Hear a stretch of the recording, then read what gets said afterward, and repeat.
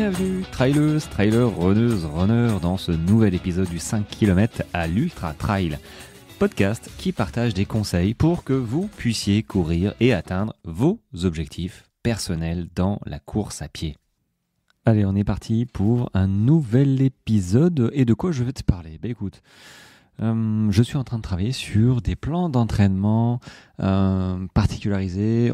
Il y en a beaucoup d'entre vous qui me demandent des plans d'entraînement et j'ai dit depuis le départ que les plans d'entraînement, je n'aimais pas ça parce que par définition, ils sont faits pour pour des milliers de personnes en fait. Ils sont pas personnalisés. Donc, c'est un peu comme en marketing. Quand tu parles à tout le monde, tu parles à personne. Un plan d'entraînement, c'est à peu près pareil. Quand ils sont faits pour tout le monde, ils sont faits pour personne finalement. Donc, c'est la galère pour trouver des plans d'entraînement. D'autant plus quand on débute, que ce soit débuter vraiment en course à pied ou débuter sur une distance qu'on n'a jamais faite, en fait, qu'on n'a jamais expérimenté. Donc, c'est compliqué d'avoir des repères en fait. Donc je travaille actuellement sur des offres de plans d'entraînement mais particularisés avec différents degrés de personnalisation. Par un suivi visio une fois par mois, par juste un plan d'entraînement clé en main suite à un premier entretien, suivant un petit peu le temps que ça va me prendre, il y aura 2-3 formules différentes et du coup, j'en suis venu effectivement à me poser les avantages, à me poser les questions de comment construire son plan d'entraînement pour te proposer effectivement la meilleure offre possible. Alors construire un plan d'entraînement, je sais faire, mais toi si tu veux te le construire parce que tu as envie d'apprendre à construire ton plan d'entraînement, même si dans mes coachings j'apprends aussi à construire, je leur explique pourquoi ils font ces séances, y a quand même quelques notions à prendre en compte, notamment je trouve la première, c'est la régularité. Régularité en course à pied, c'est quelque chose qui va véritablement marquer ta progression. Ça va être une des clés de ta progression. Ça veut dire régularité, ça veut dire s'entraîner de manière prévisible et fréquente. Ça, c'est vraiment la définition. Ça va favoriser, je vais y arriver, tout ce qui est les adaptations liées, engendrées, causées par la course à pied, les chocs répétés. Ton corps a besoin de s'adapter et ça, il n'y a pas à tortiller. C'est pas en faisant de la natation ou du vélo que ton corps va s'adapter aux chocs répétés vraiment de la course à pied. Donc il faut vraiment pratiquer. Donc oui, le sport croisé avec un autre sport, c'est bien, mais il faut pratiquer, être régulier dans notamment les séances de course à pied. Alors s'entraîner de manière régulière, moi je vois 3 niveaux. Je vois 3 niveaux. Enfin 3 niveaux, oui, on va dire 3 niveaux. Niveau débutant, qui ne peuvent s'entraîner ou qui ne veulent s'entraîner que 2 à 3 fois par semaine. C'est des niveaux débutants, même si j'ai des contre-exemples où j'ai préparé des coureurs, par exemple, à courir un 50 km en montagne avec du dénivelé, et ils pouvaient sortir que 3 fois. Je pense à Simon notamment. Bon, il n'est plus vraiment débutant, c'est un amateur comme tout le monde, mais il pouvait courir que 3 fois. Il a quand même fait 50 km et je sais plus 3000 de dénivelé positif. Donc de là à dire débutant, mais pour mettre des cases, c'est vrai qu'au niveau débutant, 2-3 fois par semaine, c'est, on va dire, l'idéal quand on commence à courir, de faire 2-3 séances de 30 minutes, un rythme très faible, l'endurance fondamentale. On ne cherche pas à mettre de l'intensité au départ. On cherche même pas forcément à mettre du renforcement musculaire, on cherche juste à se mettre en mouvement, à être le plus à l'aise possible pour se construire une base, les fondations, une base d'endurance, et surtout éviter de surcharger en fait, de se surcharger en volume, en intensité, ce qui va créer de la fatigue. Et au fil des semaines, la fatigue, c'est un effet délétère, hein. C'est que ça va jouer sur ta motivation et possiblement sur ton corps. Ça va l'affaiblir jusqu'à peut-être la blessure. Donc, restez cool, toujours restez cool au début, puis après, mettre une pointe d'intensité, mais on y reviendra. Donc niveau débutant, 2-3 fois par semaine. Ensuite, il y a, on va dire, le niveau intermédiaire. C'est 3 à 5 fois, 3, 4, 5. Voilà. Ça veut dire que tu augmentes ta fréquence des séances avec 3 sorties de course dont sur 3 à 5 sorties, tu peux mettre une sortie plus longue. Vraiment, une sortie plus longue. Et à l'intérieur, du coup, vu que tu as un volume plus conséquent, tu peux mettre de l'intensité un petit peu différemment qu'avec 2 ou 3 séances par semaine. Tu peux rajouter de l'intensité. Après, tu peux aussi, comme le niveau débutant en fait, hein, tu peux très bien mettre des séances de yoga, des séances de pilates, c'est très bien, moi j'en fais. J'en fais, c'est pas forcément évident, hein, mais c'est du gainage vraiment profond, souple et profond en même temps, donc c'est plutôt sympa, ça nous sert, hein, nous les coureurs hein, et coureuses, hein, vraiment pour stabiliser notre foulée. Ensuite, il y a le troisième niveau que j'appelle le niveau avancé. Voilà, ça, niveau avancé, c'est les coureurs qui sortent 5 à 7 fois, bon, au-dessus, 5 fois, ouais, 7 fois. Après, tu peux sortir 8, 9, 10 fois. Bon, après, ça devient des élites, leur job, quoi. Donc, niveau avancé, bah, voilà, c'est destiné plutôt aux coureurs qui, forcément, ont l'habitude de courir. Ne va pas sortir 7 fois la première semaine, sauf si tu sors 7 fois 20 minutes. Ça marche aussi. Voilà, tu peux très bien sortir 7 fois 20 minutes, 25 minutes. Si tu cours toujours tranquillement, bah, tu vas progresser. Mais pas plus. Ne sors pas 7 fois une demi-heure ou 40, 45 minutes. Enfin, surtout si tu es débutant. Maintenant, si tu as un peu plus l'habitude, bah voilà, c'est 5 à 7 fois dans la semaine. Ça veut dire que tu peux inclure des intervalles, des sorties longues, du fartlek. Clairement, tu peux même mettre du vélo pour augmenter encore ton volume enfin pas sans, mais en faisant souffler tes articulations, voilà, en prenant soin de tes articulations. Bon, voilà, après, niveau avancé, il faut se connaître. Maintenant, dans tes séances, ouais, là, les séances, moi j'en vois, allez, si je devais faire deux types, deux catégories, c'est les séances intenses contre des séances d'endurance. Donc les séances intenses, ce sont des séances comme les intervalles, tout ce que sont les sorties basées sur la VMA, la vitesse, tu vois, développer ta capacité cardio-vasculaire, cardio-respiratoire. Ce sont vraiment ces séances qui vont te pousser physiquement quasiment au bout. Tu vois, quand t'en peux plus, tu vas à 110% de ta VMA, c'est que bon, ta vitesse maximale aérobie, hein, c'est une vitesse que tu peux soutenir que pas longtemps, quoi, hein, je veux dire 3-4 minutes, clairement, et puis moins tu es entraîné, plus tu l'atteins rapidement, et moins tu arrives à la soutenir longtemps, en fait, c'est ça. Hein. C'est pas une vitesse que tu es capable de soutenir pendant 10 minutes, très clairement. Hein. Donc, forcément, ça pousse tes limites physique, mais c'est ce qui fait que tu te muscles et que tu pousses et que tu arrives à gratter des minutes aussi sur ton 10, sur ton 21, ton 42 km, notamment sur les courses sur route. Et du coup, j'avais des séances d'endurance, donc séances intenses, voilà, plutôt de fractionner. En fait, tout ce qui fait fonctionner ton cardio. Et j'inclus aussi les séances de côte. Séances de côte, quand tu vas dessus, alors ça travaille la puissance, c'est parfait, mais ton cardio, il tabasse, quoi. Hein. Je veux dire, tu es plus limité par le souffle que par le manque de puissance dans tes jambes. Donc, je les compte aussi dans les séances intenses. Donc, il y a séances intenses et des séances plutôt d'endurance.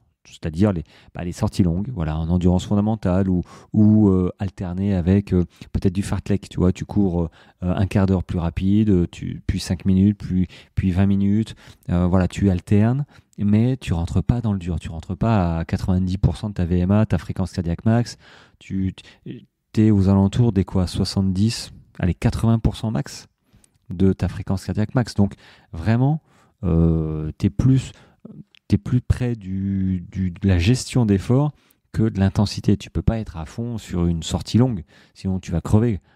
Et puis derrière, tu as un entraînement. Donc si tu mets une semaine à t'en remettre, ben, c'est une semaine quasiment perdue.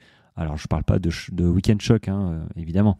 Mais si c'est une sortie classique sans arrière-pensée, sans objectif, de surcompensation ou de week-end choc, voilà, pour se créer un volume conséquent et créer des adaptations après, bon, bah, c'est du temps un petit peu perdu.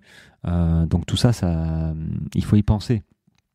Donc, dans tous les cas, dans tous les cas quand même, il faut quand même respecter un ratio de 80%, à mon sens, 70-80% d'entraînement en endurance.